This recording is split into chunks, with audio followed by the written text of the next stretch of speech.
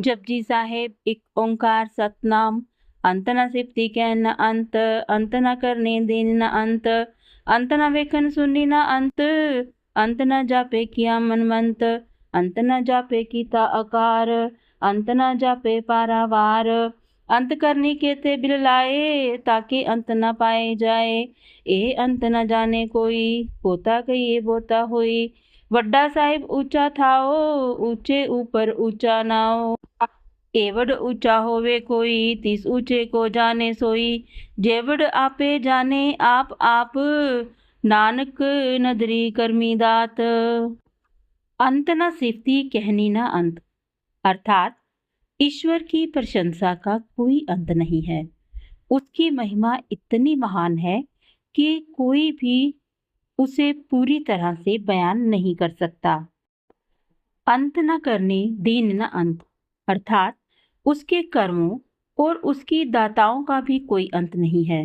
वह निरंतर देता रहता है, पर उसकी देने की सीमा का कोई अंत नहीं जान सकता।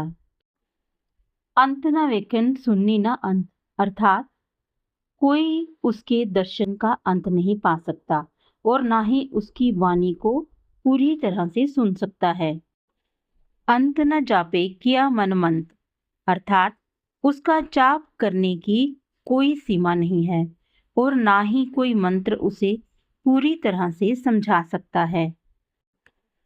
अंत न जपे किता आकार, उसके बनाए हुए स्वरूपों का भी कोई अंत नहीं है। उसने जो कुछ भी रचा है वह अनंत है। अंत न जपे पारावार, उसकी सीमाओं का भी कोई अंत नहीं है। ना कोई उसकी शुरुआत जानता है और ना ही कोई उसका अंत। अंत कारण केते बिललाहे, अर्थात कई ज्ञानी, ऋषि, मुनि और विद्वान इस अंत को जानने के प्रयास में परेशान और व्याकुल होते रहते हैं, पर वह उसके अंत को कभी नहीं जान पाते, ताकि अंत न पाए जाए। अर्थात फिर भी वह उस परमात्मा के अंत को नहीं जान पाते, क्योंकि वह जानने से परे है। ये अंत ना जाने कोई, अर्थात उसका अंत कोई नहीं जान सकता, चाहे वह कितना भी बड़ा ज्ञानी क्यों ना हो। बोता कहिए बोता हुए, अर्थात जो अधिक बोलते हैं वह अंततः थककर मौन हो जाते हैं, क्योंकि सिर्फ बोलने से ये सिद्ध नहीं होता। वड्डा साहेब ऊंचा थाओ, वह परमात्मा महान है और उसका निवास सर्वोच्च स्थान पर है, वह सबसे ऊपर है। ऊंचे ऊपर ऊंचा नाव, अर्थात उसके नाम की महिमा भी सबसे ऊंची है और उससे ऊंचा कुछ नहीं और हो भी नहीं सकता। एवड ऊंचा होवे कोई, अगर कोई इतना ऊंचा बन भी जाए, तिस ऊंचे को जाने सोई, तो केवल वही परमात्मा उसकी ऊंचाई को जानता है और कोई नहीं। जेवड आप जाने आप, वह खुद ही अपनी महानता को जानता है, उसके बराबर कोई नहीं है।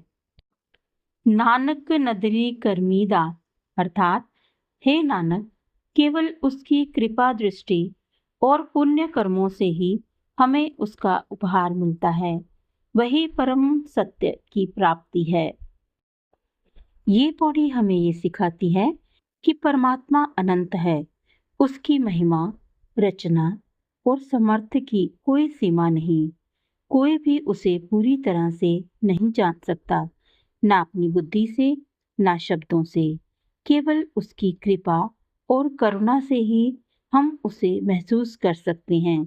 इसलिए अहंकार त्याग कर सच्चे भाव से उसकी भक्ति करें। वाहिगुरु जी का खालसा, वाहिगुरु जी की फतेह। जय गुरु जी। संगत जी, अभी आपने जपजी साहिब की 24वीं पौड़ी की व्याख्या सुनी।